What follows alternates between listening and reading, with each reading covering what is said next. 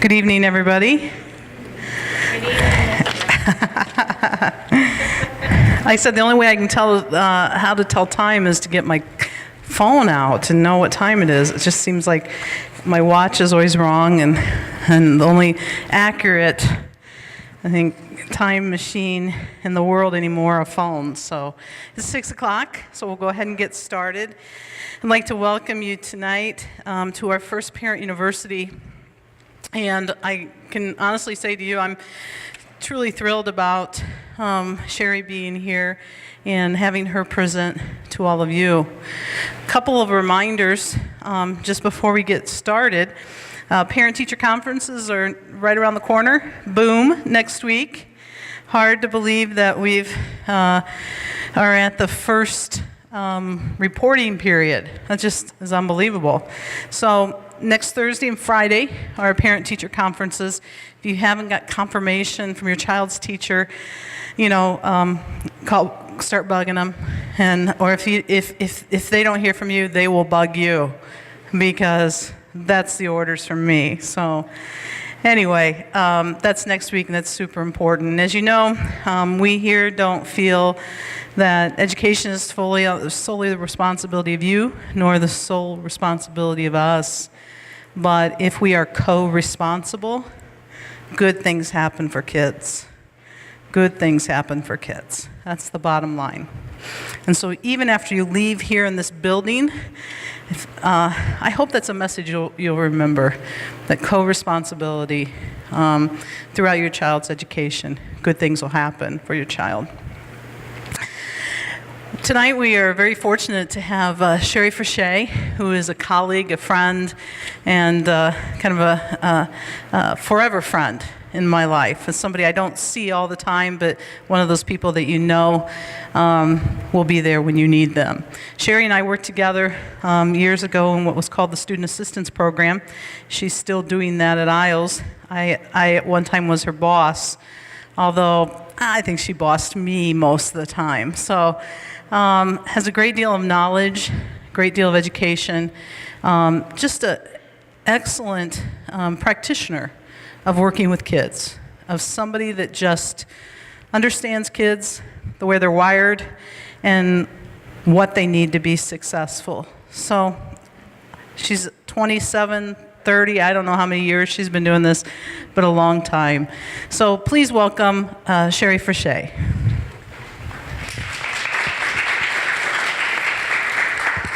Thanks, Jill. I am so happy to be here on this beautiful autumn evening. Let me tell you just a little bit about myself, because I love to talk about myself, but I won't do that for long. I've been teaching 36 years. I started when I was 6 years old. No, I didn't. I have two children, grown children. Nicholas is 30, my son, and my daughter Claire is 20. And they're relatively well-adjusted, so I think that's probably my best credential right there, right? Because you have to be a member of the club to understand, what it's like to parent. So this is my funny story that I thought I'd begin with, because, I'm not a huge expert. I don't see myself as an expert, but I do see myself as somebody who absolutely loves kids, loves working with kids. And Jill said I had a lot of knowledge, and I kind of think of myself as permanently immature, which is why we get along so well together with kids. So when I married my husband, which is up in the upper left-hand picture, yes, that is really me. The kids are like, "Whoa, you look different." I said, "Yeah, that's called getting older." My husband had never been married before, and I had been married once before, and my son was 7 when we married. And of course, what do you do when you're just you don't know what to do as a parent? Well, you revert back to those things that you said, "I'm never going to do this to my kid." And you say, "Okay, well, it kind of worked for my parents, so he was upset with Nicholas, and he's like, "You better stop crying or I'll give you something to cry about." And Nick said, "What are you going to give me?" So that's the "what are you going to give me?" I mean, it's like once you learn what you're doing as a parent, your kids are grown, and you're like, "Sheesh, I just figured it out, and I'm unemployed already." So the bottom picture is us now, and I do have headphones on to drown out the, no, I'm kidding. But anyway, so parenting is a challenge, and you've probably heard this before, that you can be the most skilled, wonderful parent, you can have all the tricks in the book, but when push comes to shove, children really do mirror what they see and hear more than what you say. So have any of you not ever seen this before? Children learn what they live. I think there should be a pad going around. If you have an email address and would like a copy of the keynote, we're trying to go paperless at Iles School. Sometimes that works for us and sometimes it doesn't work, but I understand not all of you have access to the internet, but if you do and you would like to put down your name and your email address, I would be happy to email you a copy of the PowerPoint. There's a lot of text to read, a lot of words that I'm quoting from different sources that know what they're talking about, so that I sound like I know what I'm talking about, right? That's the idea. So if you would like a copy of those, just sign up. And if you don't want a copy, don't feel obligated to. But I guess what I want to start with is, I'm talking about social and emotional development, and why is it important? And I tell kids, what I'm teaching you, you can't really take a test and learn this. You could write down the answers, but really the test is on the bus, and in the bathroom, and on the playground, and when adults aren't watching you. That is the real test, because I teach kids about social and emotional intelligence and peaceful conflict management and things like that. And it is important for kids for a variety of reasons, but all you have to do is look at Washington, D.C., and you can figure out why emotional intelligence is important, right? Because we don't want a government shutdown, but if somebody has a temper tantrum, well, I won't go into that, but because I don't know what your political beliefs are, but basically people need to learn to get along. And no matter where you work or what you do, you have to figure out how to get along with people, how to figure out. It's very tricky, it's very complicated. What one person might accept, another person might find offensive. And that's really tricky for kids and even sometimes adults. So I brought some books, and I just wanted to drop some names for you if you're interested in reading about this. Of course, I'm passionate about it because when I was younger, I felt like when I went to a party, like I would go through tests, and I love taking tests, and everything that makes kids anxious, I'm like, yes, I love this. But if I would get invited to a party, I would feel like I was about to take a test that I knew I was going to fail. And then when I got home, I would be like, oh, I shouldn't have said that, or how did they take? So this area interests me from a personal point of view because I wanted to stop tormenting myself. But even more from a professional point of view, Daniel Goleman is really a cool author. He wrote the book Working with Emotional Intelligence, and he started with a book about emotional intelligence for the very reason that I dreaded going to parties. He was just saying, this is something that people think people should know, right? I mean, you grow up, you should know these things, but these are skills and strategies that we can teach our kids so they can be happy. You can't really take a test about whether you're going to be happy in your life or not, right?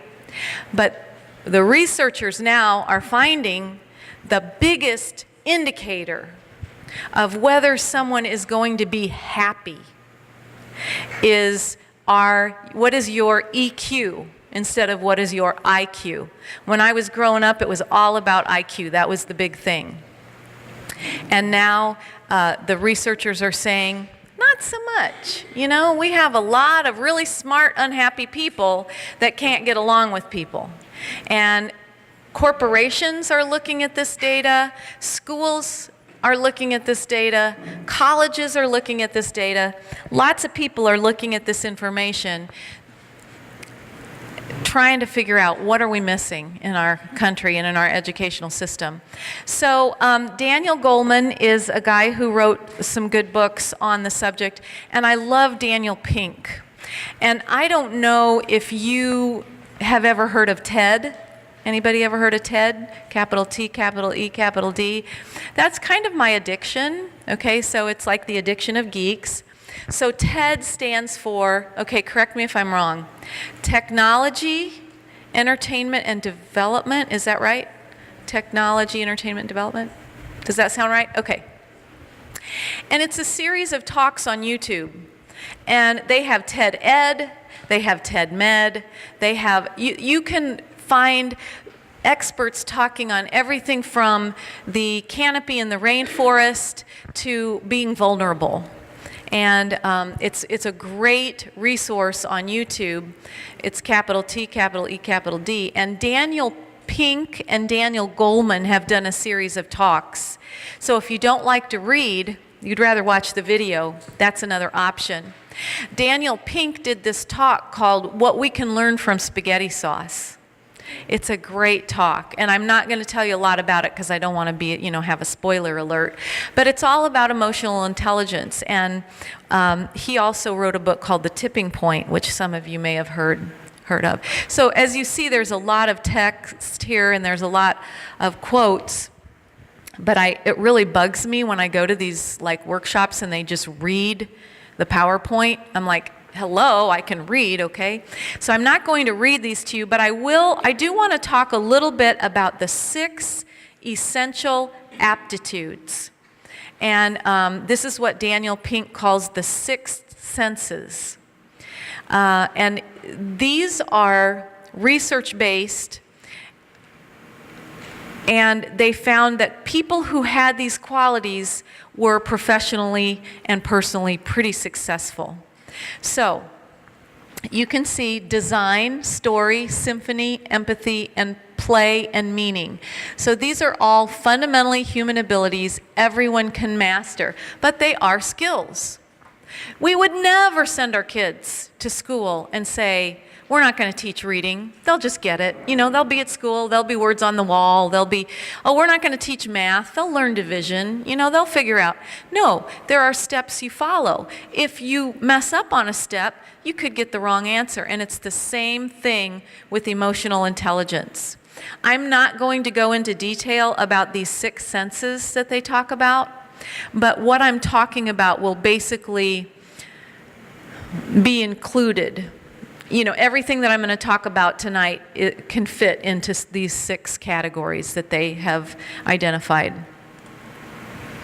So, I thought I'm kind of, I think we learn better when we're smiling and laughing, so I make stupid jokes. What is EQ? It's not DQ, right? It's not ice cream. I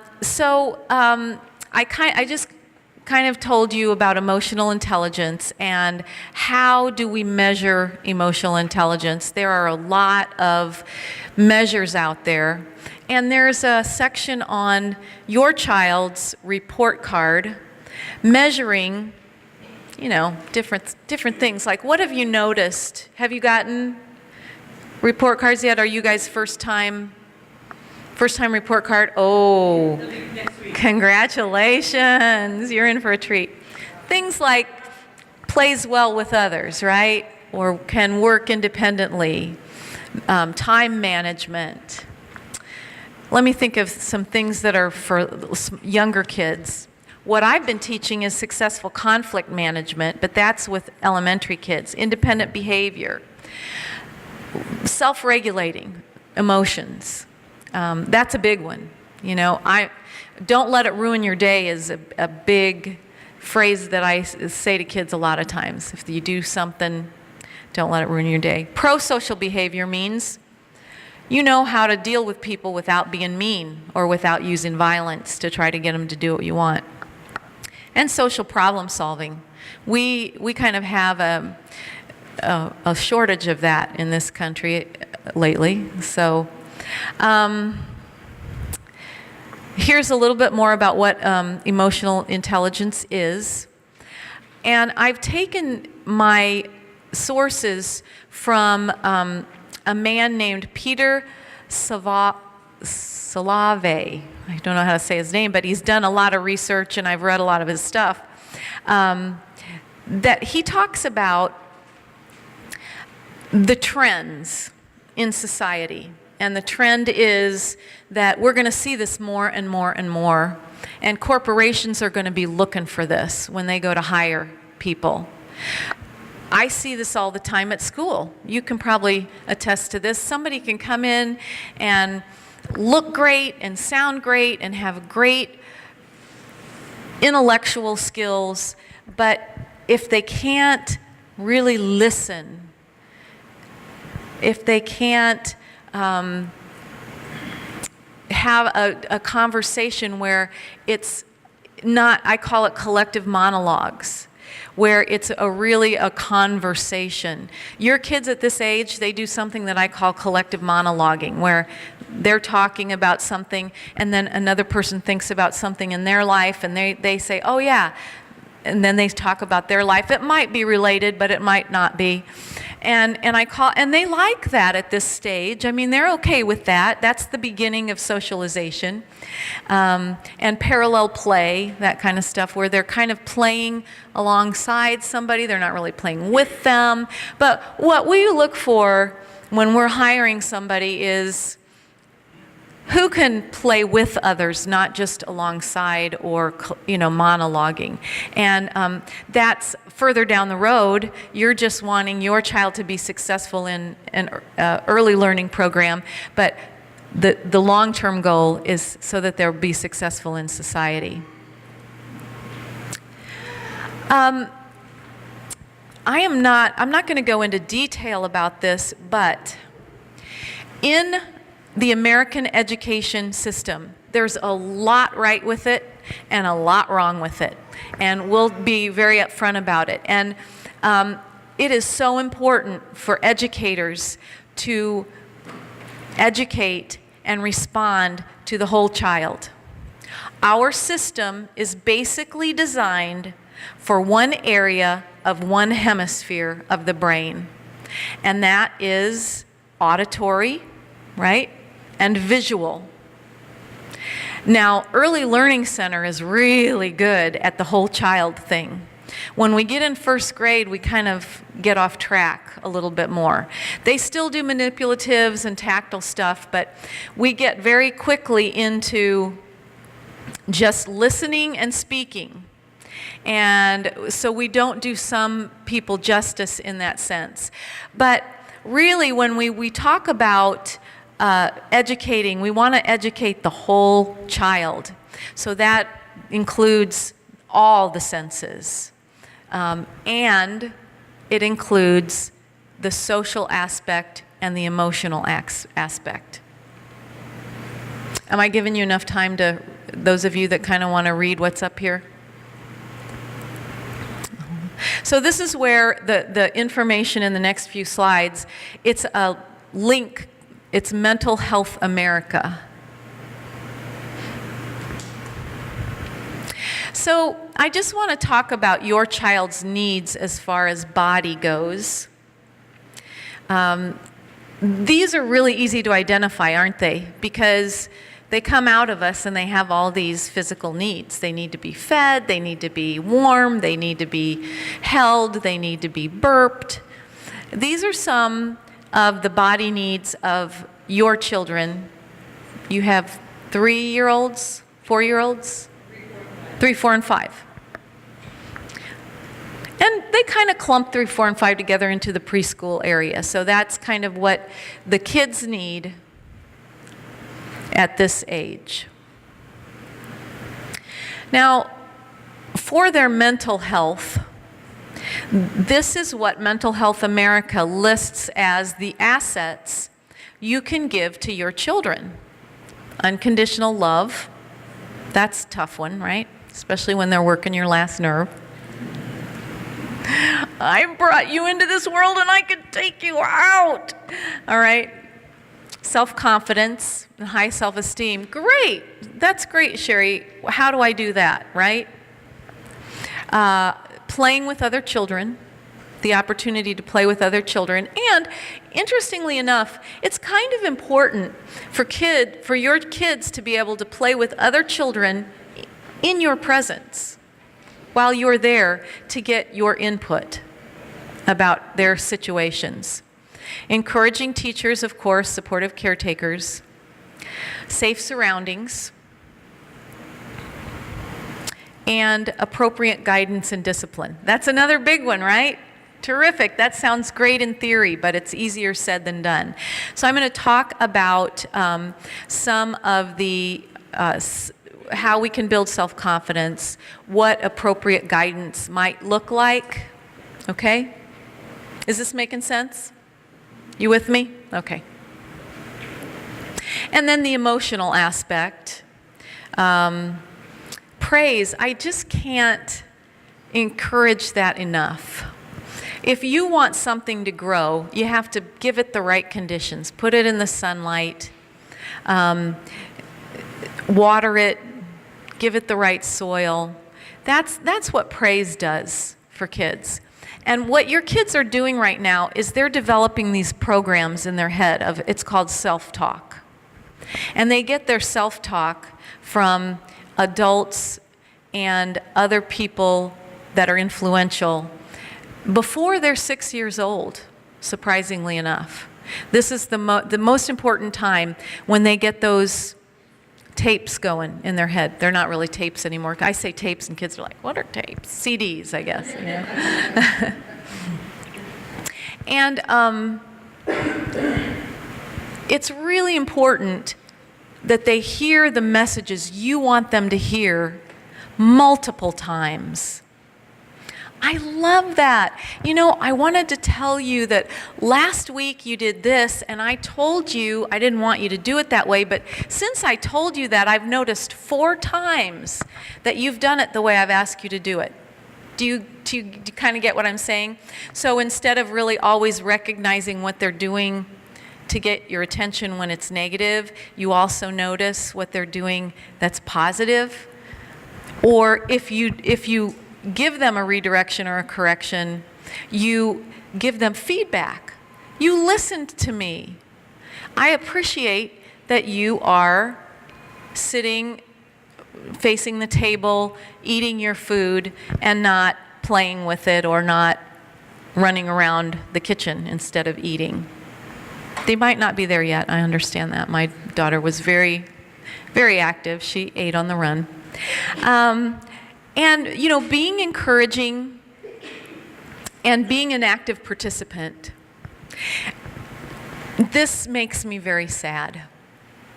When I see parents who come to the school where I work to volunteer, and they're texting on their cell phones, and they're on the playground, and they're not really using the time that they have to watch what's happening. They're not really present.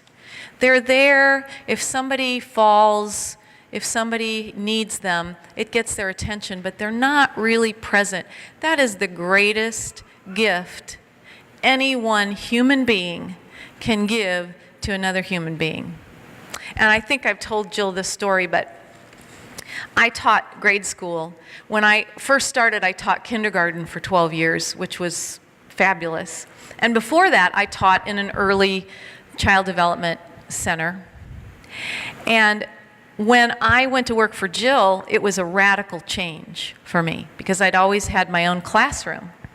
And being a student assistance leader meant that if a child was worried about something or bothered about something, they would give a note to their teacher and I would come and talk to them. And I remember that one of the first kids I ever talked to when I became a student assistance leader was a little second grade girl, and she kind of spoke with a speech. speech impediment. She was just so cute.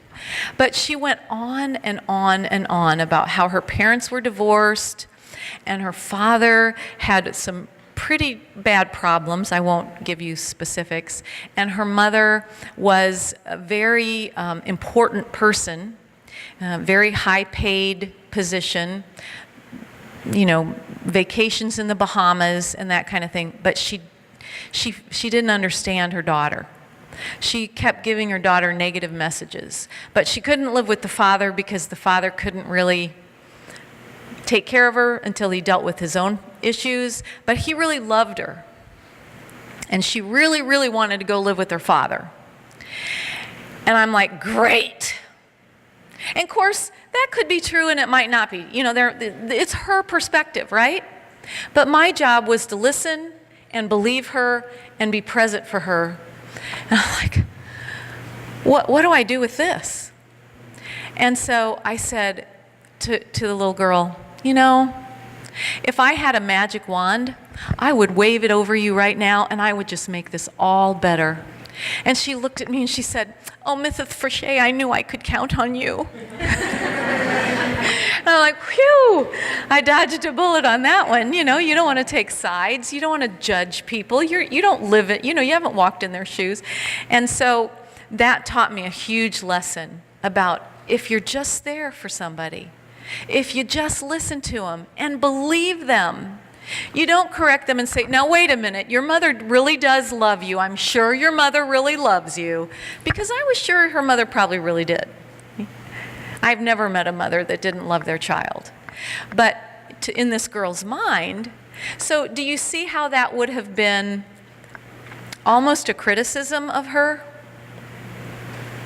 But I had this battle going on inside of me. You'll experience this a lot with your children because they will have their own perspective and you're going to want to teach them the right way. But if you can really listen to them and affirm them, James, I hear you say that you didn't put your hands on him. I hear you say that you didn't choke him. I understand that you want me to know that. I didn't do it, Miss Frachey. I didn't do it. My mom's gonna kill me. I'm not gonna call your mom. I understand. Don't worry. Let's fix this. And instead of saying, stop, you didn't, I understand what you're saying. I hear you. I hear what you're saying. So that he could calm down and we could get the problem fixed. Kids were playing. They got too rough. You probably know that scenario. So that's just about being there for your kids. Being assuring, smiling at them. It's simple, isn't it? It's not rocket science, but as parents, we have all these shoulds that we feel like we need to do, and then we miss the magic wand. So, realistic goals are important. And you know, something that I say at my school, we talk about what's fair. What's fair? Well, some people think fair is that everybody has to do the same thing the same way. But that's not true with me. There are some kids who need to stand up when they're learning. And there are some kids that need to move their hands when they're learning. There are some kids I give a stuffed animal to so they can attend to what I'm saying. Now, some teachers would say, oh, that's not going to work because the other kids would get mad. But they know, the kids in my classroom, not everybody asks for a stuffed animal. It's really funny. The kids understand each other. They understand when somebody just can't listen. And when you say to a kid, this always amazes me. Look at me when I'm talking to you. Look at me. And that works for some kids, but for some kids, they're like, I gotta look at her. I gotta look at her. Okay, I've gotta look at her. All right, I'm looking at her. Okay, all right, I need to blink, but I'm looking at her. And he hears wah, wah, wah, wah, wah, nothing, right? And some kids need to look away so that they can attend and listen. And some kids need to walk around in a circle to process the information. So setting realistic goals is all about your child. What is going to work for your child and what's realistic in a school setting, in a home setting. Encouragement, we talked about that.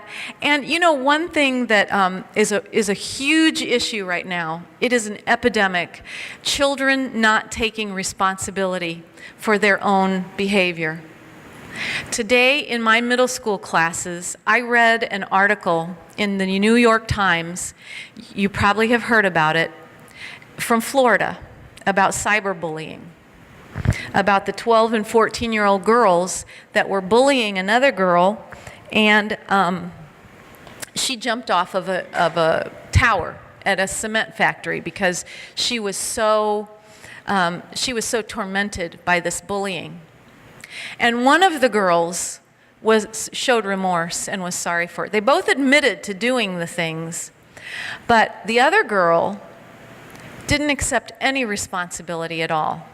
As a matter of fact, after the police questioned her, she went to her Facebook and she posted, "I know she killed herself, and I don't give a who knows what expletive." And it's really difficult to get children, and especially young children, to understand what owning their behavior means. So when I say to a child, let's apologize. But I didn't mean to do it. And so I teach lessons about how to make an apology. An apology does not mean that you're admitting guilt. An apology just means that you care about that person's feelings and something happened and there's a misunderstanding and you're sorry about it. You get it? You see the difference? So they're owning their behavior. They're owning that they didn't do it on purpose, but they're also owning that it's important to see it from somebody else's perspective and point of view. The importance of play. Play is so important. If I ever wrote a book, it would be called The Art of Merriment in the Classroom. Because in my classroom, there's lots and lots of laughing. And I don't know if any of you have kept up with the laughter yoga movement. There's a movement now called laughter yoga, and people get together and just laugh. And it reduces stress, like it majorly reduces stress. And when you're stressed, you can't learn as well as when you're relaxed. And laughter releases endorphins in your brain. So kids are smiling and laughing a lot. It's really, really important for kids to play, not to lose that sense of wonderment and curiosity, to have playtime with their peers, have playtime with adults too. This is another lack in our country. Our kids are so programmed. They leave school, they go to organized sports, they go to organized swimming lessons, organized dance lessons, and they don't really understand how to get along with each other in an unstructured environment. That's what the playground is. And now, because we have all of these Common Core and all these standards, and teachers are saying, oh, we don't have time for recess. I'm like, what? Recess is one of the most important parts of the day, and it is the day kids love the best. I'm sorry, but it is. Recess, lunch, and PE, and art maybe, and music maybe, I don't know. But it's so important that they learn how to play so that they can learn peaceful conflict management, negotiating, compromising. This is important as reading, and, well, don't tell the teachers I said that. Okay, suggestions on guidance and discipline from Mental Health America. Be firm but kind, set a good example. That's easier said than done, isn't it? When you have to make a redirection, and I don't even like to call it criticism because personally I don't believe in criticism. You know, we say constructive criticism. I think criticism makes change more difficult, but I like to think of it as a redirection. It's best to say, you're not making really good choices right now. That was a negative choice. What happened when you made that choice? How did you feel? Did you get what you wanted? And what I tell my kids in first grade on up is that, if you're a mean and violent kid, you grow up to be a mean and violent adult, and mean and violent adults usually aren't too happy. Sometimes they're happy, but when they're mean and violent, you usually don't feel a lot of happiness at that time.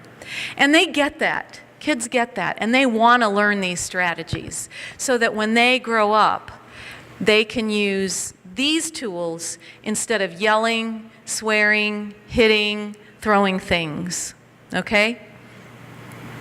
And the reasons why. You think they're too young that they might not understand, but they do. They get it. They get way more than we think they do.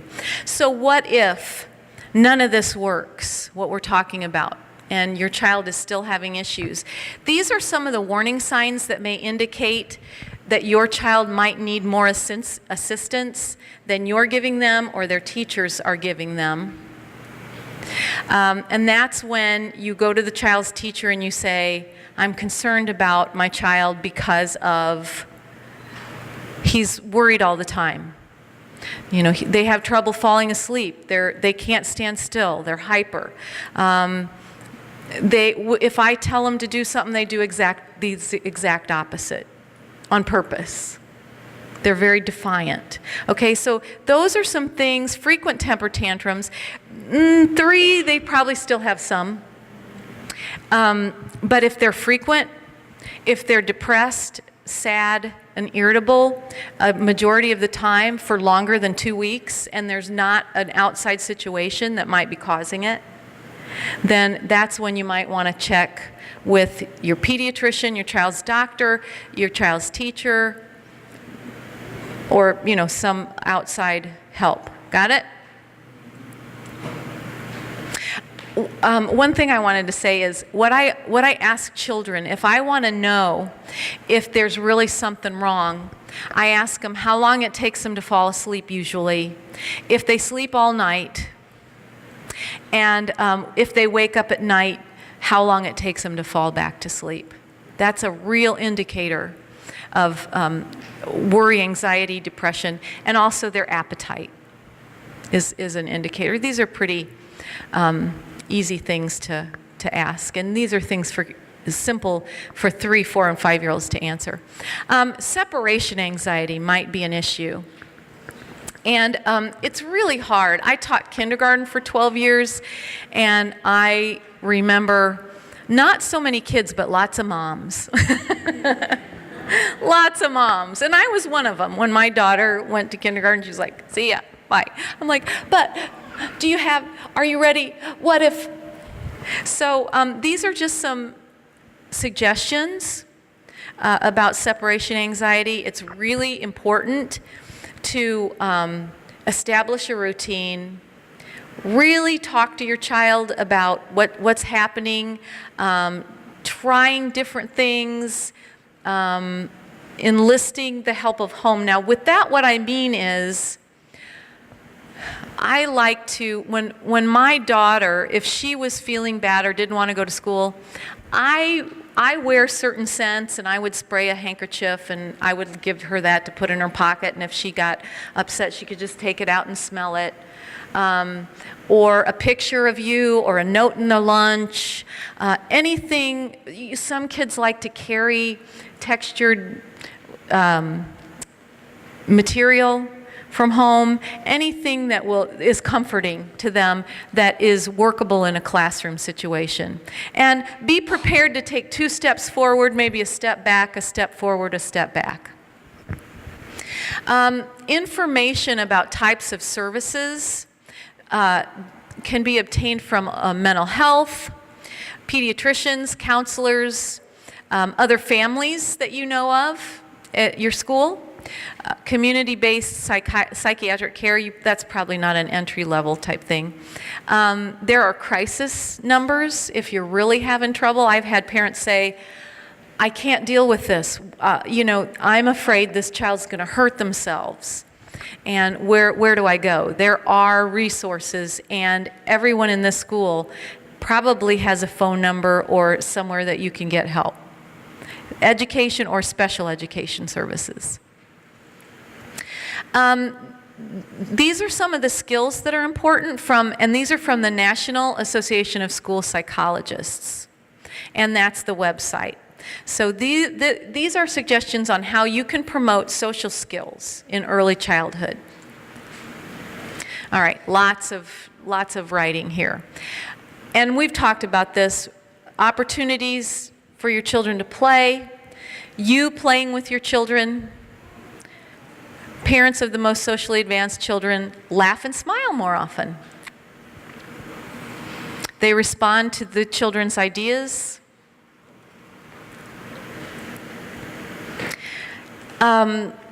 Children's play is really the way they learn. Young children's play is more sophisticated when an adult is watching. That's really important.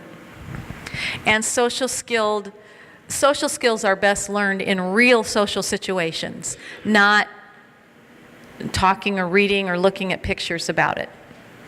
That can be helpful, but the real test is in the situations themselves. If you talk about the importance of relationships, that makes an impression on your children.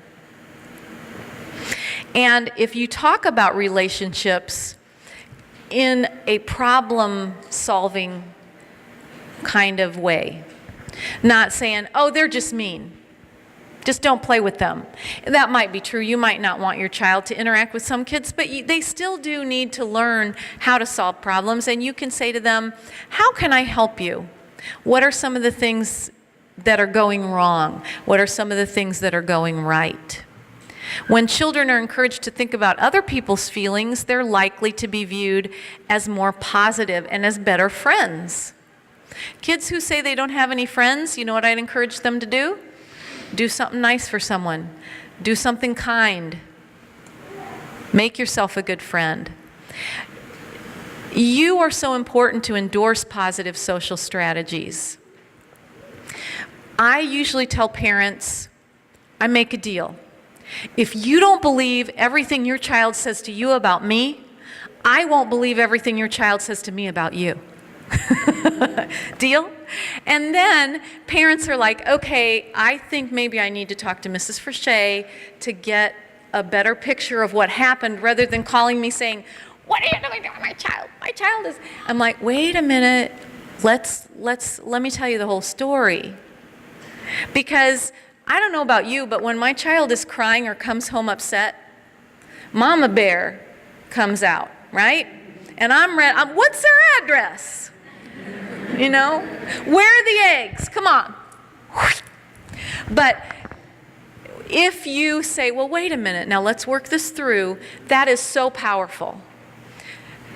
And it builds resilience.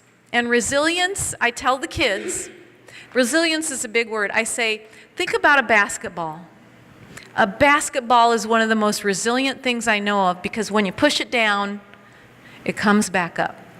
And resilience is all about popping back up when you go down.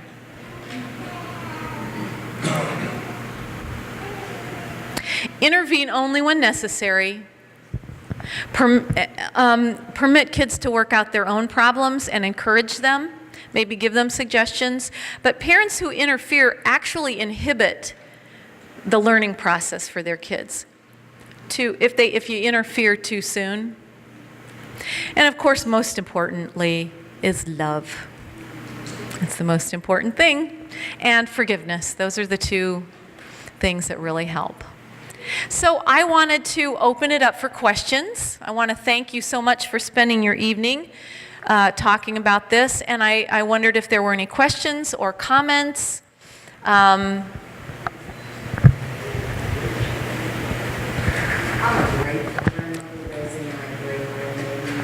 Thank you. Mm-hmm. However, I do question sometimes my judgments or actions. Just for instance, this little boy that lives down the street from us, my baby school, this little boy is 8. Sometimes when my baby takes his bicycle to ride, this little boy just goes up to me and takes an excuse to ride.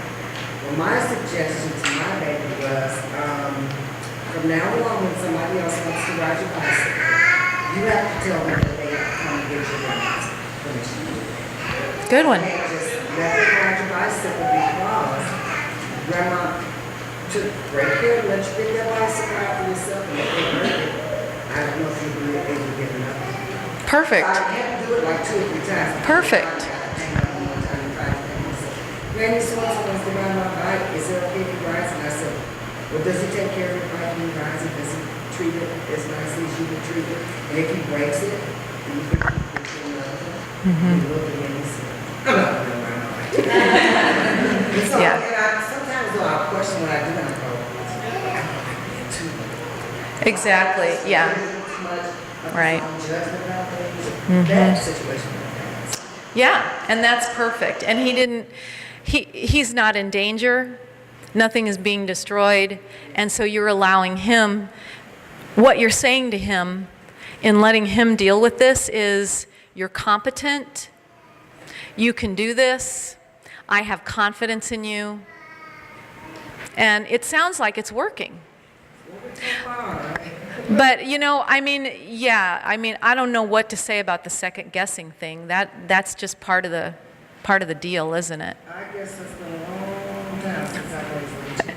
But thank you. We have lots of grandparents and great-grandparents raising kids right now, and there are a lot of organizations out there, too, that can help, but it's just awesome. And kids really benefit from that. But did you all hear what she said?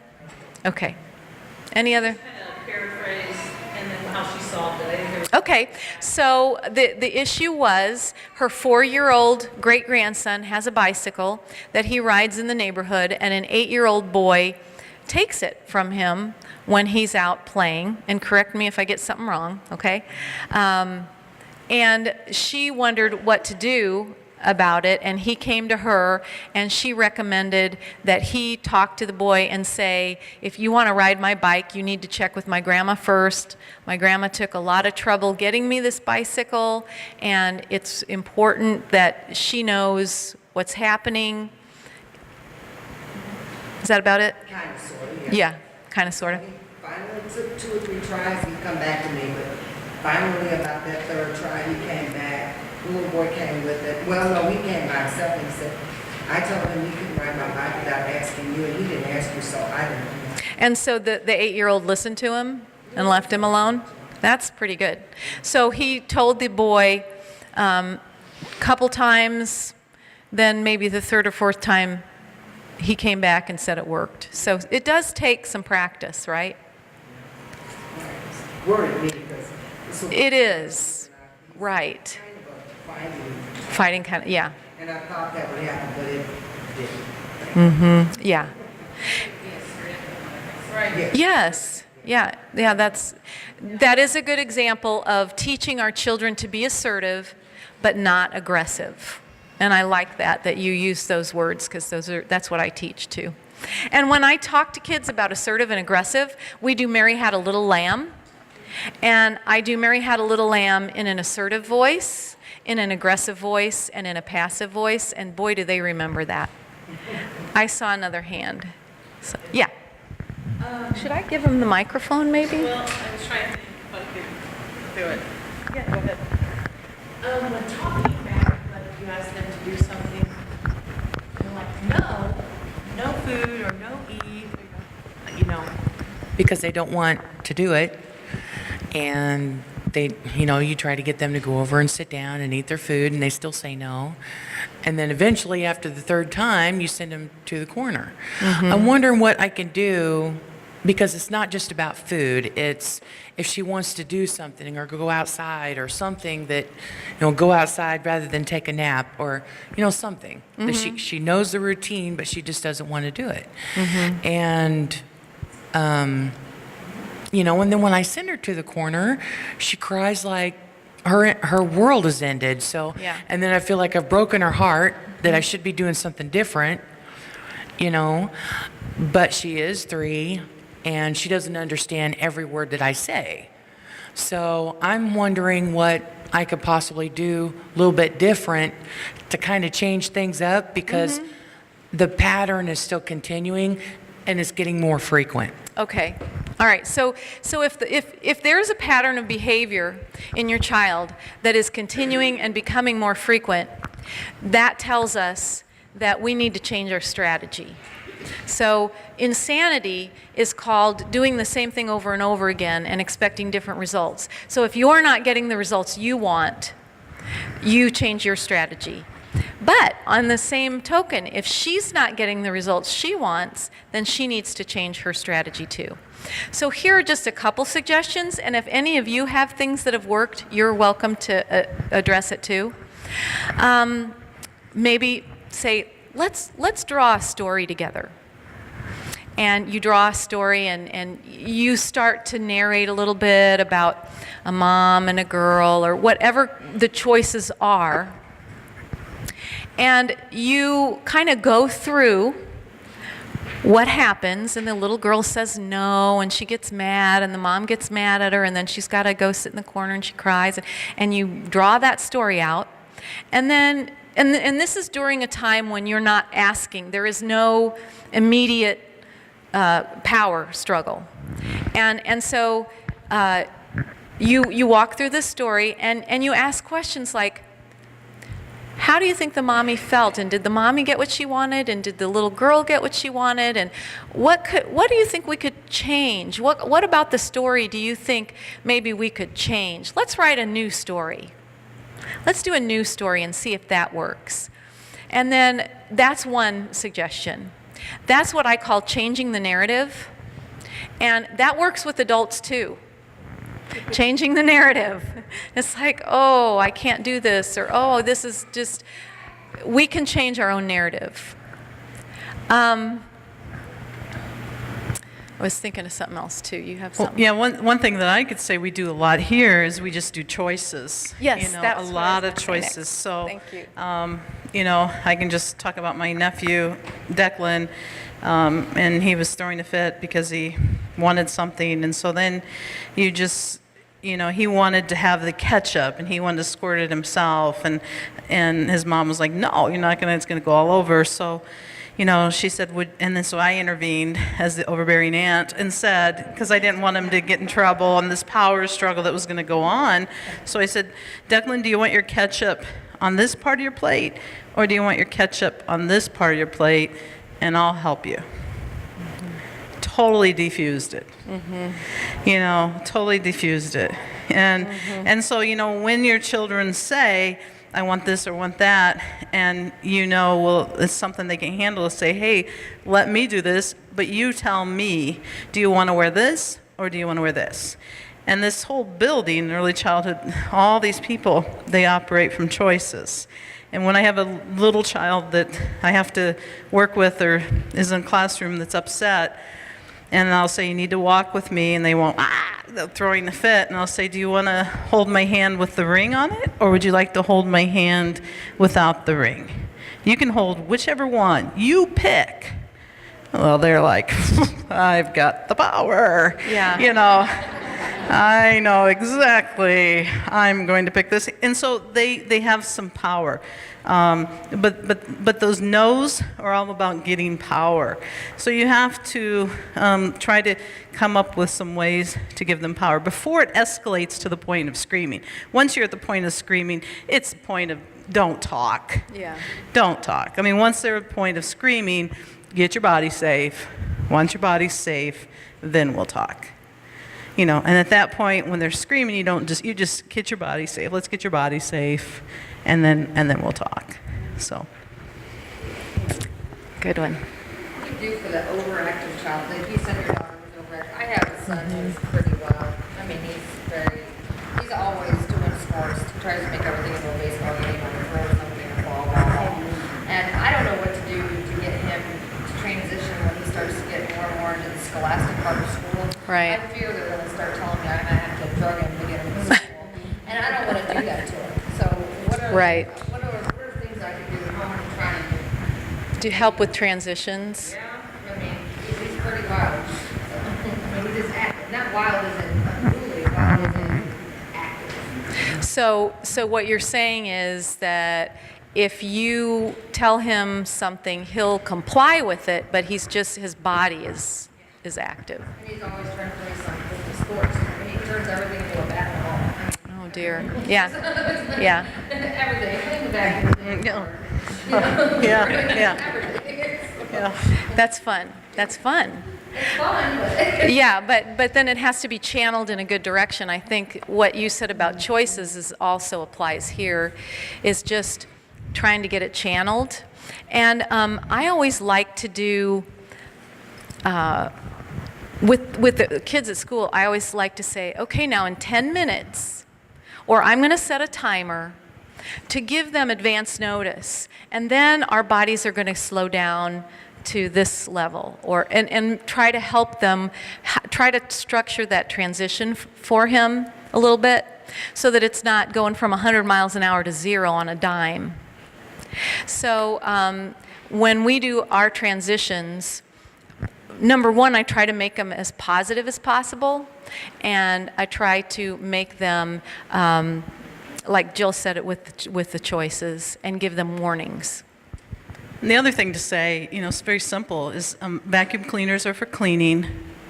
I mean, that's how you have to say it. Mm-hmm. You have to say it in their language. Vacuum cleaners are for cleaning. Vacuum cleaners aren't for our bats. And we don't think that way. It wasn't until I came here that I realized all these people, the early childhood people, thought that way. Yeah. Where you say things like, vacuum cleaners are for cleaning. It's not a bat. Simple thing like that. And I think just saying whatever those things are, and it doesn't matter if it's, whatever it is. Snack is for eating, snack is not for playing. Or throwing. And it's telling them what it's for. It's telling them the positive. Mm-hmm. Because they're 3, they're 4. So Play-Doh isn't for eating. Play-Doh is for making, animals and things like that. So and kind good of saying, job, good yeah. job. Oh, Right. I like that. Your hands are still now. Your feet are still going, but you're almost there. That kind of encouragement. And that kid with that athletic ability, just get him out and get him doing stuff, and that'll, that'll be his passion, and that's a good thing. A Yeah. kid to have that kind of passion is a good thing. Sure. Oh, Oh, yeah.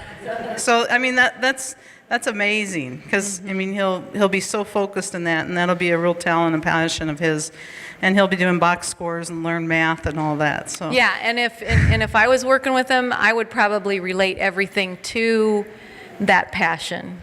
yeah. So he's counting baseballs, or he's reading baseball cards, or whatever about sports. You know what I mean? We'll have Sherry stay up here, but I'm looking at the time. It is, I want to honor everyone's time. We have evaluations that we'd like for you to fill out too. And let me just say, social emotional learning is the foundation for all their learning. So when you come next week to parent-teacher conferences, the only thing you're really going to hear about, primarily, some of you may hear other things, but is really around social emotional. Because it's that important. Social emotional learning is the foundation for all other learning. I didn't ever have children, but I had 2 nephews that were very, very significant in my life. Their mother lived on Lowell, and I lived on Passfield, so we shared an alley. So my sister would send the kids down, and since I didn't give birth to them, but they're about as close to being my kids as I can. And I always said this, that I wanted Andrew and Colton to grow up and to be kind and loving to people and kind and loving to animals. And I said, if they don't do anything else, they will be successful in my eyes. That's how important social emotional learning was to me, was to Sherry, that I wanted more than anything, I could care less they were going to be an aeronautic engineer. I wanted them to grow up. Because what I know of being in this field for 27 years is kids that are kind and loving to people, kind and loving to animals, have happier lives. They do. They have happier lives. And that's what I wanted for those boys. And now they're 25 and 23, and they are very athletic, very macho, but they are so loving. My dad's 80 years old. Every time they give Papa a hug and a kiss. They're very, very loving boys. And to me, my sister did the best thing she could have done. Because they're happy too. They're happy, happy men. So thank you, Sherry. Thank you for coming tonight. Thank you for coming, and we'll see you at parent-teacher conferences next week.